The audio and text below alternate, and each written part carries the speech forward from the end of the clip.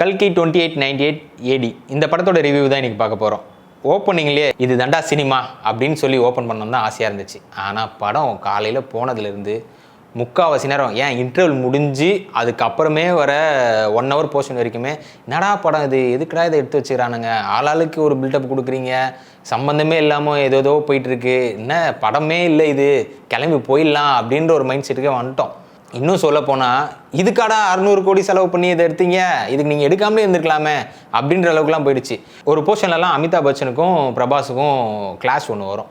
அந்த போர்ஷனில் வரும்போது டே யாராவது ஒருத்தர் அடிச்சுட்டு சாவுங்களேன்டா அப்படின்ற அளவுக்கு சொல்கிற அளவுக்கே கடுப்பேற்றிட்டாங்கன்னு தான் சொல்ல முடியும். ஆனால் படம் இதுதானா அப்படின்னு மட்டும் சொல்லிட முடியாது. கடைசி ஒரு 15 நிமிஷம் கிட்டத்தட்ட கிளைமேக்ஸ்க்கு முன்னாடி போர்ஷன் வரைக்கும் வச்சுக்கோங்களேன், ஒரு 1/2 hour கூட வச்சுக்கோங்க.